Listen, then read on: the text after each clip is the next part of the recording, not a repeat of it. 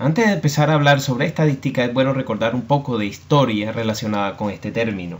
El uso de herramientas cuantitativas para el tratamiento de datos tiene origen en épocas remotas.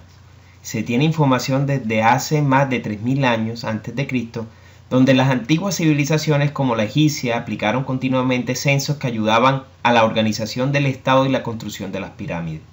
El Antiguo Testamento nos sugiere que Moisés ordenó un censo a la población israelita para identificar los miembros de la familia.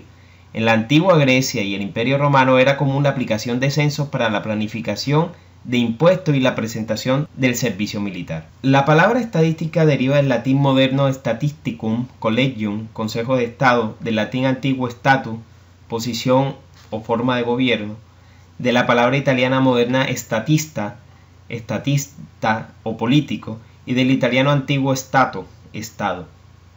En 1749, por primera vez, el alemán Godofredo Achenwald utiliza el término Statistik para referirse al análisis de datos de un gobierno, definiéndola como la ciencia del Estado.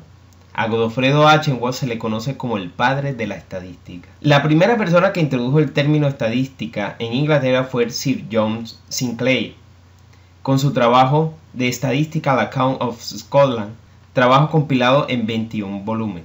De aquí en adelante, la palabra estadística es ampliamente utilizada, siempre designándolo como el manejo del Estado o el análisis del Estado. Posteriormente aparecen nuevos autores que amplían la definición y el concepto de estadística hasta la definición o concepto actual. Entonces, ¿qué es la estadística? La estadística pasa a ser una ciencia básica cuyo objetivo principal es la recolección, tabulación, procesamiento, análisis e inferencia de grandes volúmenes de datos, resumiéndolos en tablas, gráficos e indicadores que permiten la fácil comprensión de las características concernientes al fenómeno estudiado. Esta definición nos llevará a desarrollar todo el concepto de estadística desde la recolección hasta la inferencia durante el transcurso de este curso y el próximo curso de estadística inferencial. Un fenómeno es una situación particular dada en un tiempo y lugar determinado.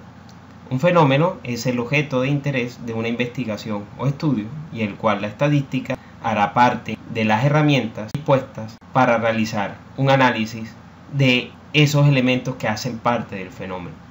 El total de elementos que conforman nuestro objeto de estudio o objeto de investigación lo denominaremos como población. La población, por lo tanto, poseerá una serie de características que la identifican.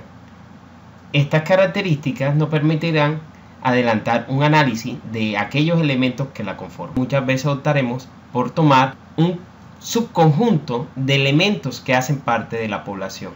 A dicho subconjunto de elementos le llamaremos muestra. Esta muestra más adelante recibirá la connotación de representativa. La representatividad indica que los elementos tomados de esa muestra permiten analizar las características de esa población. Esas características que se toman se van a almacenar en una serie de variables. Las variables, por lo tanto, identifican con un nombre a dichas características. Por ejemplo, la edad, el salario, el sueldo, son características que podrían ser de interés en el análisis de los elementos de una población o muestra. A su vez, esas variables se dividen en dos grandes grupos. Por un lado tenemos la numérica, que almacenan datos numéricos y a su vez esos números están compuestos por una serie de dígitos. Y por otro lado tenemos la categórica. Los valores de estas variables están compuestos por datos alfanuméricos. A su vez la numérica se divide en dos. Por un lado tenemos la discreta, que muchas veces se relaciona con valores enteros y nos indica que entre dos valores consecutivos no existen valores intermedios. Y por otro lado tenemos la continua. Donde se almacenan todos los números reales y nos indica que entre dos valores consecutivos existe una cantidad infinita de números. Por ejemplo, entre 1 y 2 tenemos el 1.1, el 1.2, 1.3. A su vez, entre 1.2 y 1.3 tenemos un número infinito de valores.